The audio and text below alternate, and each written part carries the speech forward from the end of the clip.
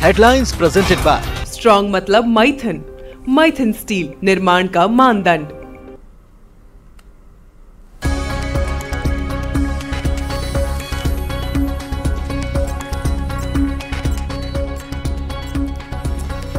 ACS के पाठक का सख्त आदेश, शिक्षकों को पूरी करनी होगी ड्यूटी।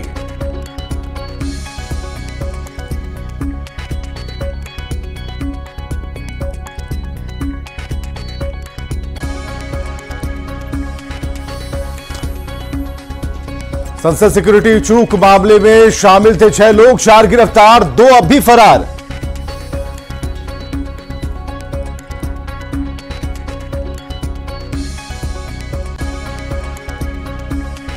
दिल्ली में 22 और 23 दिसंबर को बीजेपी की बड़ी बैठक, 24 के चुनाव को लेकर बनेगी रणनीति। मध्य प्रदेश में मोहन यादव और छत्तीसगढ़ में विष्णुदेव साय ने ली सीएम पद की शपथ। पीएम मोदी, अमित शाह, सीएम योगी समेत कई दिग्गज हुए शामिल। जामताड़ा में बीजेपी पर बरसे सीएम हेमंत सोरेन, कहा झारखंड को विकास का फंड नहीं दे रही केंद्र सरकार। हेडलाइंस प्रेजेंटेड बाय स्ट्रॉन्ग मतलब माइथन। माइथन स्टील, निर्माण का मानदंड।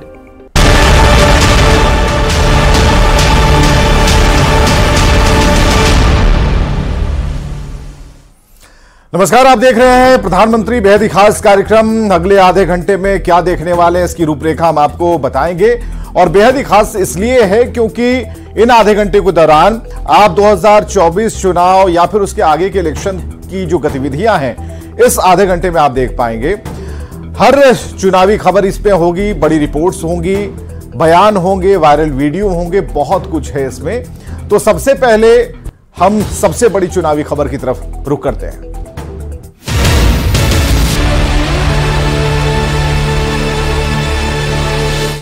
वाराणसी में सीएम नीतीश की होने वाली रैली को लेकर सियासत गर्म है और गिरिराज सिंह ने सीएम नीतीश को चुनौती दी कि अगर हिम्मत है तो नीतीश वाराणसी सीट से पीएम मोदी के खिलाफ चुनाव लड़कर दिखाएं।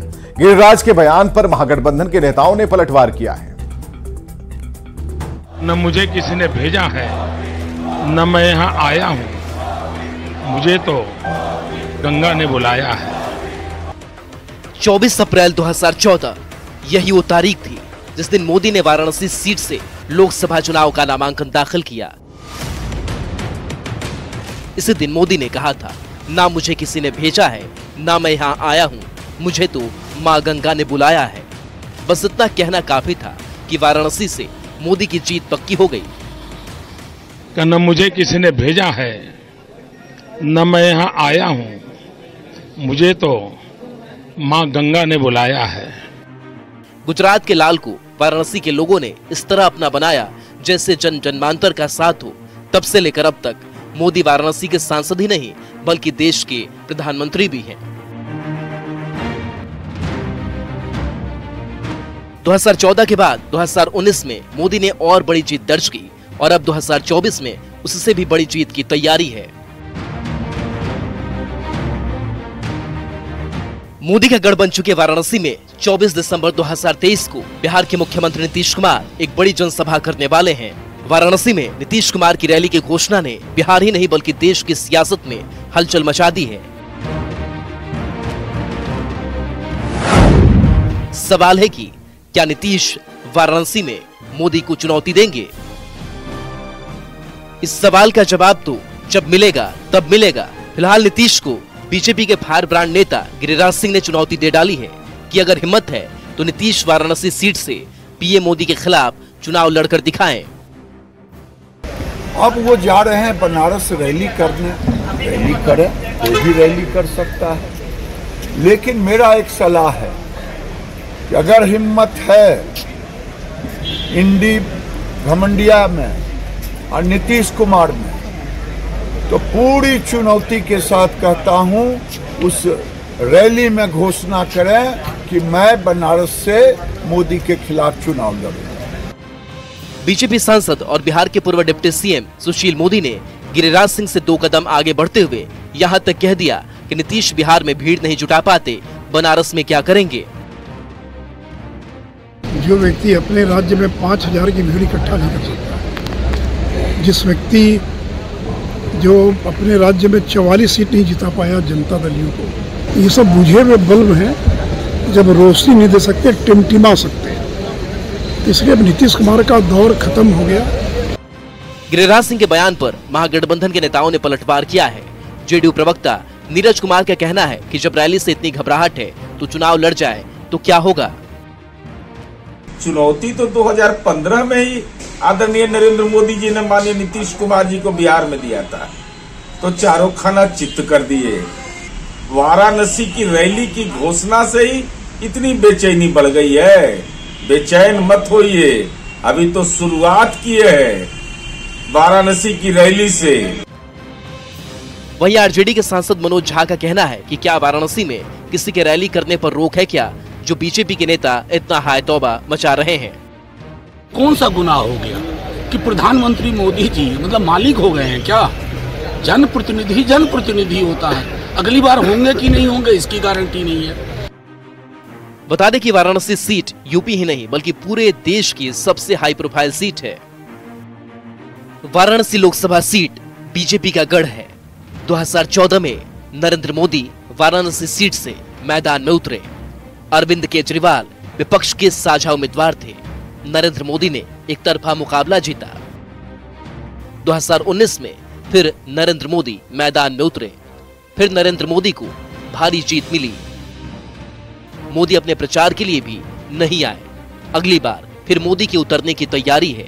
17 दिसंबर को पीएम मोदी वाराणसी आएंगे और चुनाव प्रचार का शंखनाद करेंगे। न मुझे किसी ने भेजा है, न मैं यहाँ आया हूँ, मुझे तो गंगा ने बुलाया है। सीएम नीतीश कुमार ने सीतामढ़ी के पुनौरा धाम मंदिर में मां जानकी की पूजा की और सीताकुंड पहुंचकर आरती की। पुनौरा धाम के विकास के लिए सीएम ने 72 करोड़ की योजनाओं की शुरुआत की है। अब सियासत इस बात पर हो रही है कि लोकसभा चुनाव के पहले ही क्यों सीएम को मां जानकी की याद आई।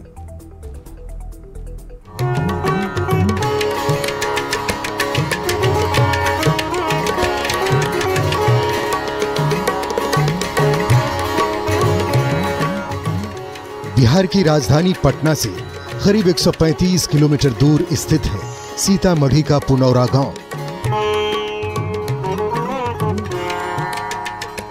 पुनौरा धाम के नाम से चर्चित पुनौरा गांव मां सीता की जन्मस्थली और अयोध्या की तरह ही हिंदुओं की आस्था का केंद्र रहा है।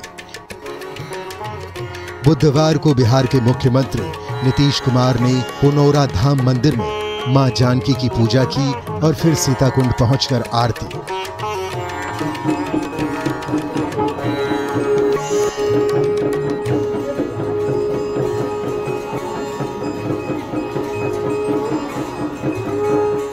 बुधवार को ही नीतीश कुमार ने पुनौरा धाम के विकास के लिए 72 करोड़ की योजनाओं की शुरुआत भी की, जिसमें मंदिर परिसर का सौंदर्यीकरण होगा।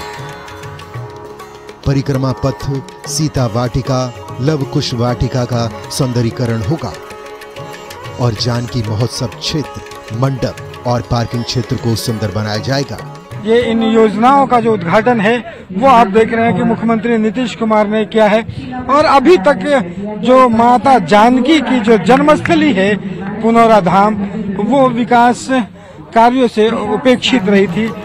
चंद महीने के अंदर श्री राम की जन्मस्थली अयोध्या में भव्य मंदिर बनकर तैयार होने वाला है, जिसका जिक्र करते हुए लगातार ये सवाल उठाए जा रहे थे कि भगवान राम की जन्मस्थली में जैसा भव्य मंदिर बन रहा है, क्या मां सीता की जन्मस्थली पुनौरा धाम का भी उसी के तर्ज पर विकास होगा।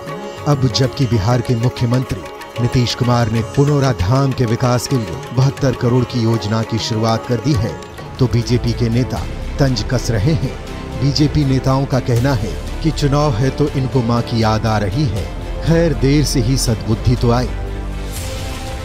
आपको ये 17 साल के मुख्यमंत्रित्व काल में जब प्रधानमंत्री जी अयोध्या में राम मंदिर का उद्घाटन करने जा रहे हैं तो आपको पुनौरा धाम का याद आ रही है। और भाजपा जो है पहले ही घोषणा कर चुकी है कि हम सत्ता में आएंगे तो पुनौरा धाम में भव्य मंदिर बना करके माता सीता को बिहार में स्थापित करेंगे।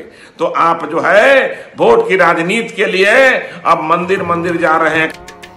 दूसरी ओर आरजेडी के विधायक चेतन आनंद ने केंद्र सरकार पर सीता जन्मस्थली के साथ भेदभाव का आरोप लगाया है।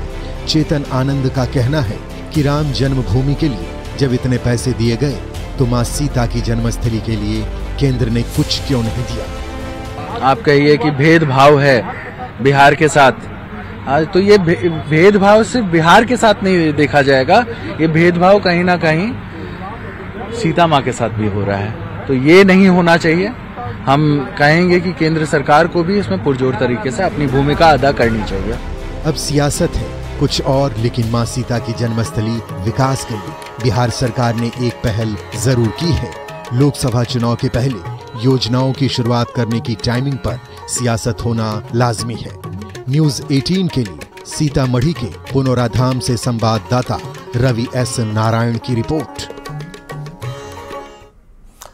और अगले सेगमेंट की तरफ बढ़ते हैं, बयान बवाली की तरफ। नेताओं के वैसे बयान जिस पर मचा है सियासी घमासान।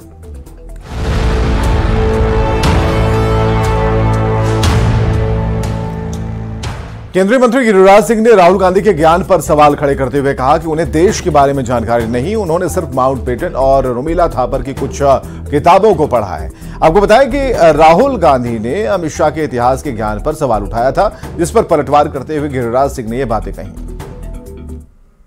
राहुल गांधी ऐसे व्यक्ति हैं जिनको भारत का ज्योग्राफी का ज्ञान है, जिनको भारत के फसल का ज्ञान है। लोग कहते हैं कि वो हरी मिर्च लाल मिर्च में अंतर नहीं जानते। वो गेहूं और जौ में अगर देख करके बता दें मेरे साथ चलें तो मैं समझ लूंगा कि वो किसान है। बछिया बछड़ा में अंतर नहीं है। अब वो इतिहास का पाठ पढ़ा रहे हैं किसको? अमित शाह। ये पढ़ लिए होंगे एक आध पन्ना माउंटबेटन की किताब को और 2-4 पन्ना रोमिला थापर को, इसीलिए ये ऐसी बातें बोल रहे हैं। अगर ज्ञान लेना हो तो अमित शाह से इतिहास का ज्ञान ले लें। अमित शाह ने देश के इतिहास को बताया। राष्ट्रीय लोक जनता दल के राष्ट्रीय अध्यक्ष उपेंद्र कुशवाहा ने 3 राज्यों में बीजेपी की सरकार बनने पर प्रतिक्रिया देते हुए कहा कि लोकसभा चुनाव में भी एनडीए की ही सरकार बनेगी। देश में नरेंद्र मोदी का कोई विकल्प नहीं। जनता के हिसाब से अभी एनडीए का ही दौर है। लोकसभा चुनाव में तो और भी स्पष्ट है कि नरेंद्र मोदी जी का कोई विकल्प नहीं है। तो एनडीए अभी भी है और आगे लोकसभा चुनाव के माध्यम से भी एनडीए को ही लोग चुनेंगे। इस चुनाव से स्पष्ट संकेत मिल रहा है।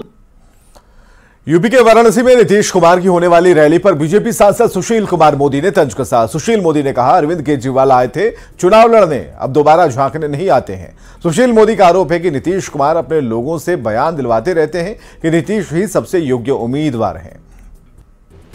नरेंद्र मोदी के खिलाफ आए थे ना दिल्ली से, अरविंद केजरीवाल क्या हुआ, फिर दोबारा झांकने तक नहीं गए।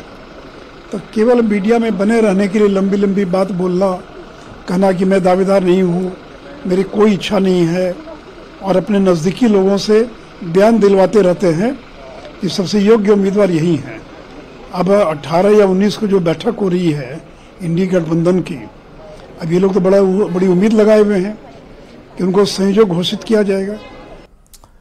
प्रधानमंत्री की इस सेगमेंट में देखते हैं ऐसी तस्वीरें जो सियासत के लिहाज से सोशल मीडिया पर वायरल हो रही हैं।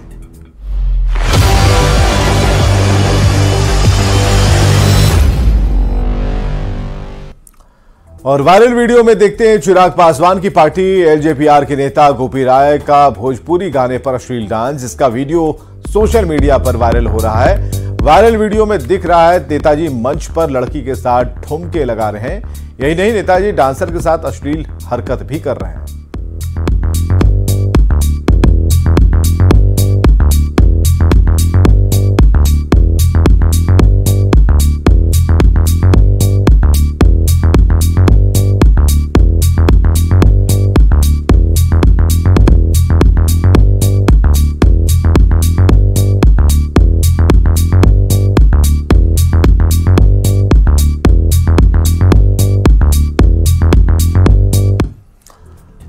मध्य प्रदेश के मुख्यमंत्री मोहन यादव ने उज्जैन के महाकाल मंदिर में पूजा अर्चना किया। सुबह ही उन्होंने मुख्यमंत्री पद की शपथ ली और मुख्यमंत्री की शिव आराधना का वीडियो सोशल मीडिया पर वायरल हो रहा है।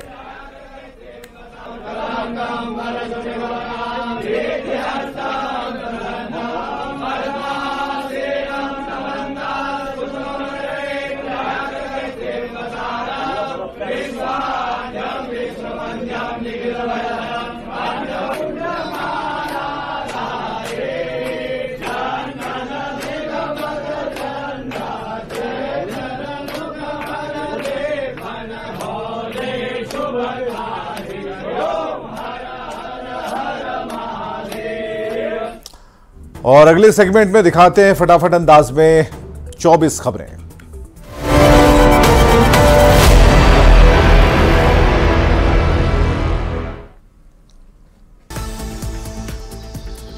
संसद की सुरक्षा में बहुत बड़ी चूक, सुरक्षा घेरा तोड़कर दर्शक दीर्घा से 3 लोग अंदर कूदे।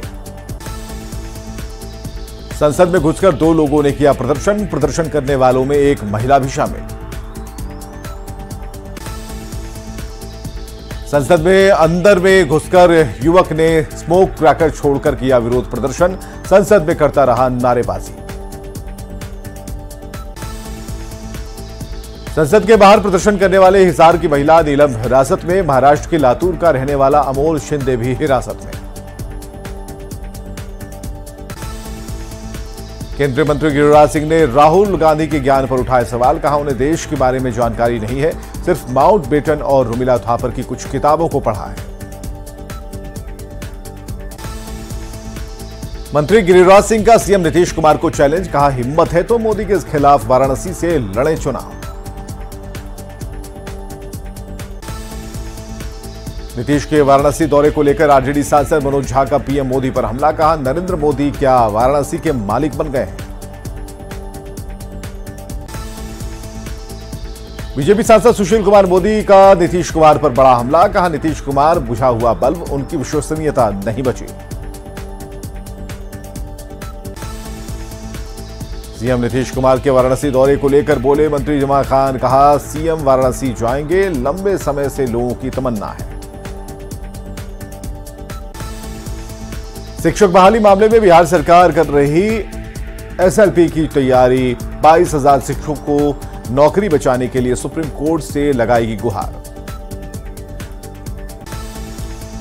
2 दिवसीय ग्लोबल इन्वेस्टर समिट में बोले उद्योग मंत्री, बिहार में निवेश के लिए बेहतर माहौल, बिहार को आगे बढ़ाने के लिए विशेष राज्य का दर्जा जरूरी। सीतामढ़ी में सीएम नीतीश ने जानकी मंदिर में की पूजा अर्चना, कई विकास योजनाओं का किया शुभारंभ, अयोध्या की तरह ही सीतामढ़ी के पुनौरा धाम का होगा विकास। 29 दिसंबर को दिल्ली में होगी जेडीयू की बड़ी बैठक, जेडीयू अध्यक्ष ललन सिंह ने बुलाई है बैठक, सीएम नीतीश समेत सभी बड़े नेता होंगे शामिल। झारखंड के मुख्यमंत्री हेमंत सोरेन का केंद्र सरकार पर बड़ा आरोप, झारखंड के विकास में रोड़े अटकाने का लगाया आरोप। नीरज साहू के आवास पर 8वें दिन भी आयकर की दबिश जारी, सांसद के परिवार के सदस्यों को लेकर लोहरदगा का गई जांच टीम।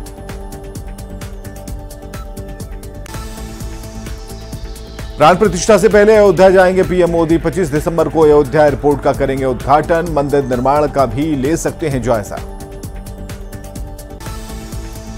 मोहन यादव ने मध्य प्रदेश के मुख्यमंत्री पद के लिए शपथ, जगदीश देवड़ा और राजेंद्र शुक्ला बने उप मुख्यमंत्री, शपथ ग्रहण समारोह में शामिल हुए पीएम मोदी और यूपी के सीएम।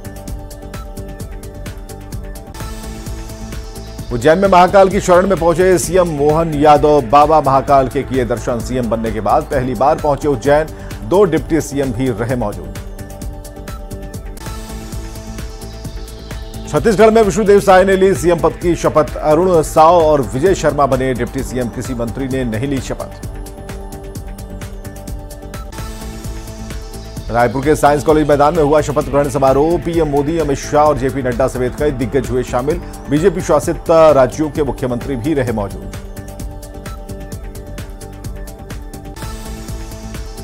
बीजेपी प्रदेश ऑफिस में कार्यकर्ताओं से मिले नवनियुक्त सीएम भजन लाल, प्रदेश अध्यक्ष सीपी जोशी ने की मुलाकात, शपथ समारोह और मंत्रिमंडल विस्तार को लेकर चर्चा। राजस्थान में शपथ ग्रहण को भव्य बनाने की तैयारी, 15 दिसंबर को होने वाले समारोह के लिए समय और जगह आज होगी तय, पीएम मोदी और अमित शाह समेत कई नेता होंगे शामिल। आरजेडी के अध्यक्ष उपेंद्र कुशवाहा ने कहा कि 3 राज्य में बीजेपी की जीत तय कर दी कि देश की राजनीति की दिशा, अगले लोकसभा चुनाव में एनडीए की बनेगी सरकार। दिल्ली में 22 और 23 दिसंबर को बीजेपी की बड़ी बैठक, मीटिंग में सभी राष्ट्रीय पदाधिकारियों को बुलाया गया, आगामी चुनाव को लेकर बनेगी रणनीति।